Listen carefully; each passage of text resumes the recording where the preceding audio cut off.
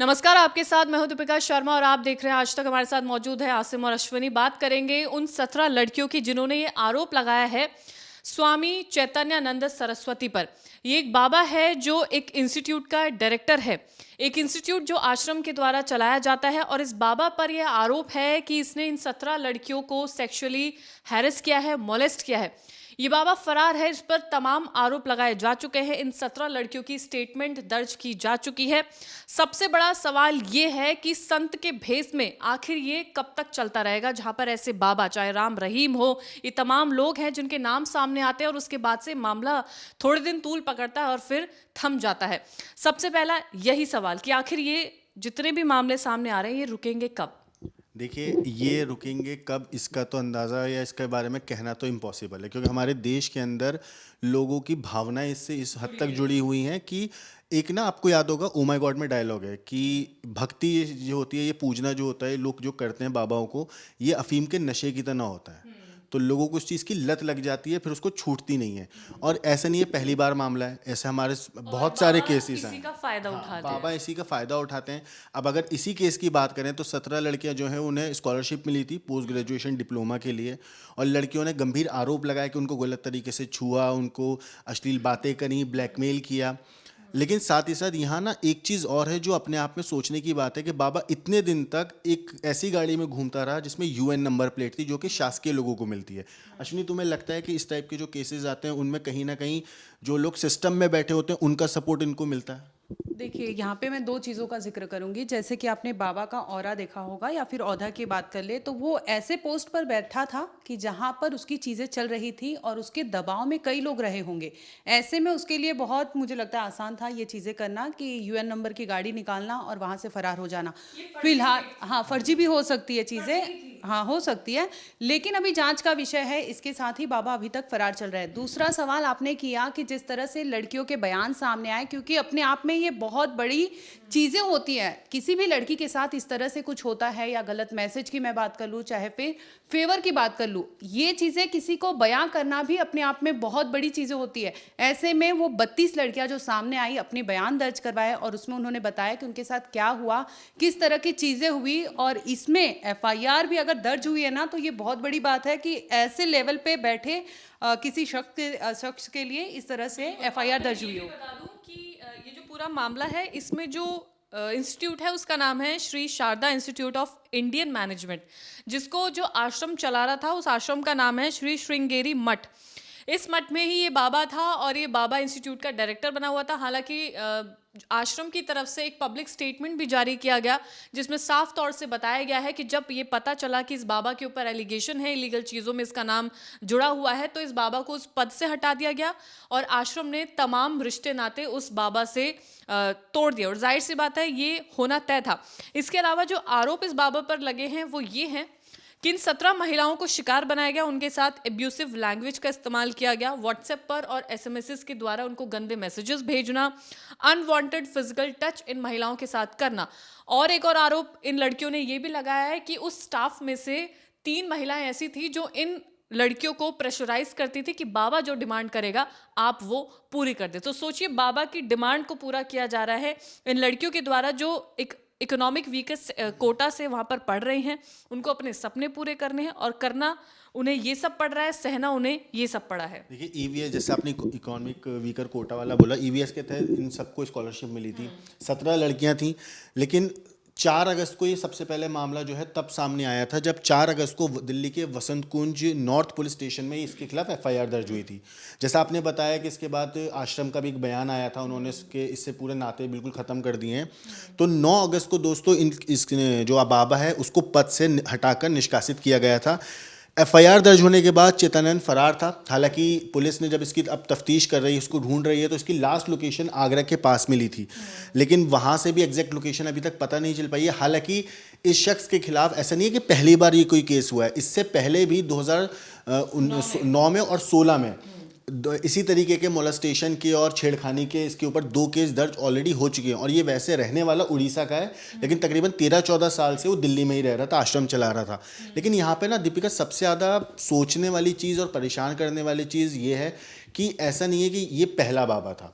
बाबा राम रहीम का जिक्र आता है, आसाराम का जिक्र आता है, और कई ऐसे बाबाओं का जिक्र आता है जो बहुत छोटे लेवल पे रहते हैं, गाँव के अंदर, देहातों के अंदर, और वो लगातार लड़कियों को, महिलाओं को प्रताड़ित करते हैं, उन पे रेप केसेस उनके ऊपर लगते हैं। लेकिन उसके बावजूद भी हर थोड़े दिन में एक नया बाबा निकल के सामने आता है और पता चलता है कि उसके तो और ज़्यादा अंधभक्त हैं।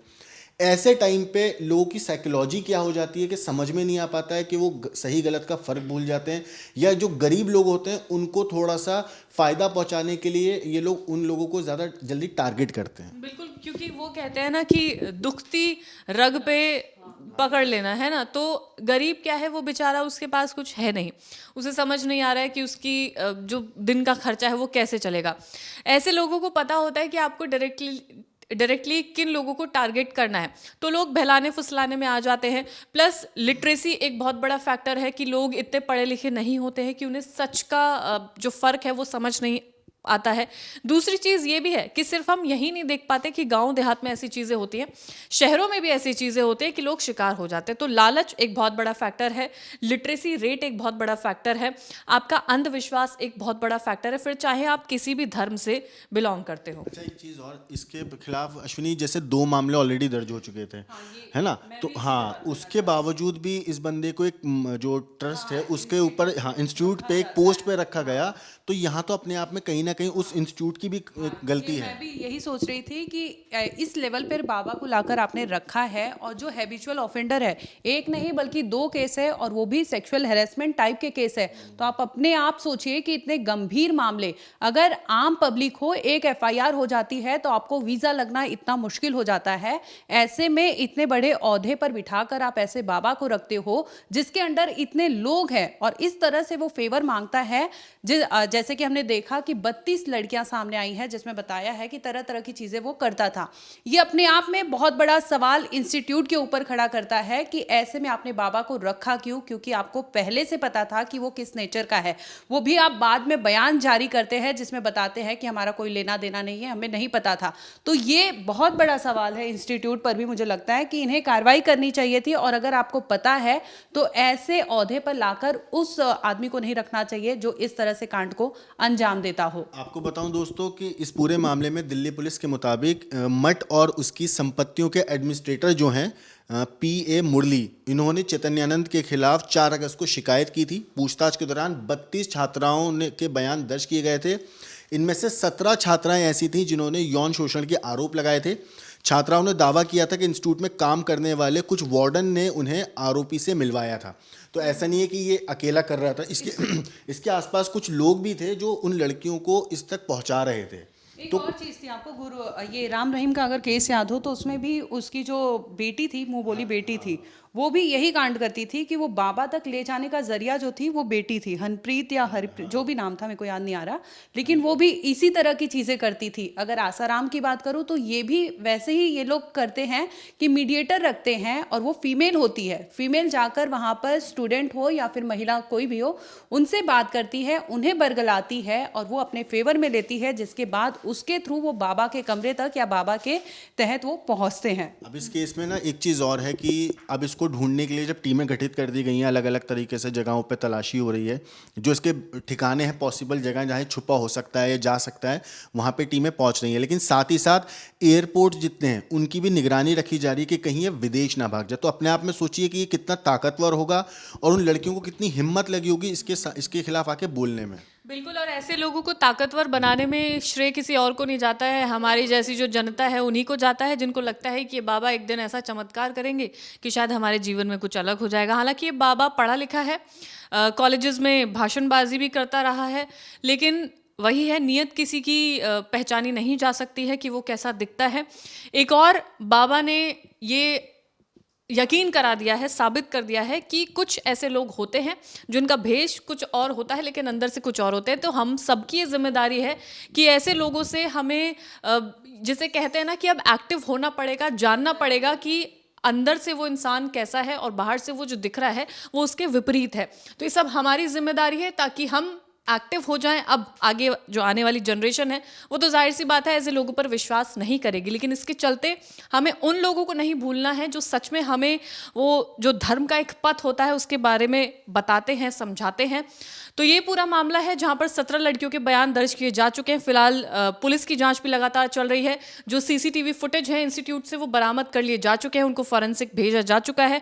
उनकी भी जांच चलेगी जिसमें देखा जाएगा कि बाबा किस वक्त कहाँ मौजूद था, इसका व्यवहार लोगों के साथ कैसा था। फिलहाल ये बाबा पकड़ में आ जाए इसके लिए भी लगातार रेड्स की जा रही हैं और जैसे ही पकड़ा जाएगा क्राइम तक आपको लगातार तमाम खबरें देता रहेगा। आपका व्यू पॉइंट इस पर क्या है, कमेंट सेक्शन में जरूर बताइएगा। धन्यवाद।